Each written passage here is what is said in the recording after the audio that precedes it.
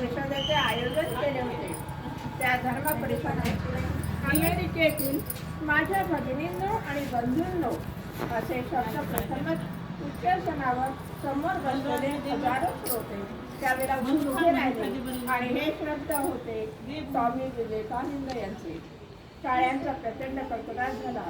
My brothers and sisters असे म्हणारी ती व्यक्ती म्हणजे भारतीय नागरिक स्वामी विवेकानंद रामकृष्ण परमहंसांचे परम लाडके शिष्य आई भुवनेश्वरी देवीचे लाडके नरेंद्र किंवा लाडके बिले नावाने तर नाव ओळखलं जात होतं लहानपणी.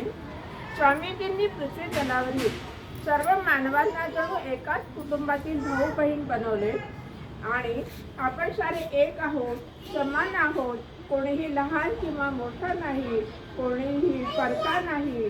त्याच वेळी त्यांनी या वाक्यातून विश्वबंधुत्वाचा जगाला संदेश दिला. 12 जानेवारी 1863 या दिवशी नरेंद्रांचा जन्म झाला. त्यांचं आडनाव होतं दत्त, नरेंद्र दत्त. बंगाली होते ते. लहानपणापासूनच शालेय जीवनामध्ये नरेंद्र अतिशय हुशार विद्यार्थी म्हणून ओळखले जात. मित्रांवर त्यांचे फार प्रेम होते. खेळताना मित्र त्याला नेहमी आपला नेता मानित असत. नरेंद्र मित्रांबरोबर घरातील खेळ खेळ.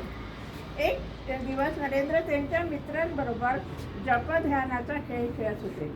हा खेळ म्हणजे काय तर डोळे मिटून ताट बसायचे आणि मनातल्या मनात आवडत्या देवाचे नाव घ्यायचे. सर्वजण डोळे मिटून ध्यान करीत होते. कोणी अधूनमधून हळूहळू डोळे उघडून इकडे तिकडे बघत होते. अचानक एक कुठून तरी नाग नरेंद्राच्या समोर येऊन थांबला. नरेंद्र ध्यानामध्ये होते. त्यांना त्याची कल्पनाही नव्हती. त्यांना ते अजिबात कळलं पण नाही. नागाला पाहिल्यावर सर्व मित्र तिथून पळून गेले. एकाने नरेंद्रच्या आईला पण बोलावून आणलं, पण थोड्या वेळाने नाग हळूच तिथून निघून गेला. नरेंद्र अजूनही ध्यानामध्ये मग्न होता. अशी होती नरेंद्रांची एकाग्रता. नरेंद्रांचे महाविद्यालयीन काळातील वाचन दांडगे होते. नरेंद्र उत्तम वक्ता होते.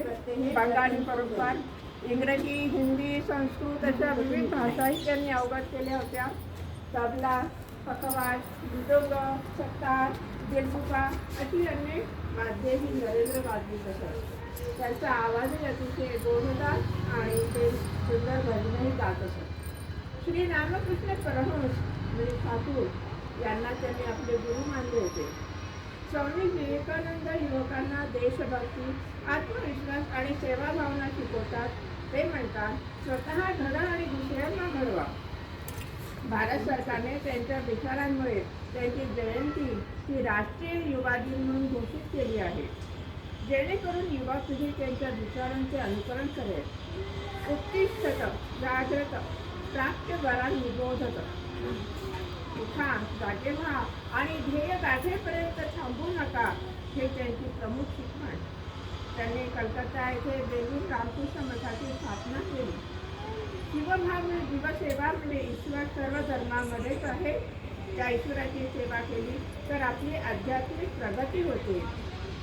4 जुलै 1902 या दिवशी ध्यानातच स्वामीजींनी महासमाधी घेतली. ध्यान चालू असताना त्यांनी समाधी घेतली. आपण स्वतः चांगले बनणे व चांगली कामे करणे म्हणजे धर्म.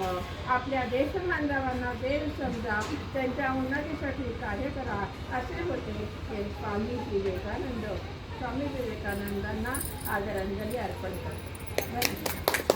छान मस्त.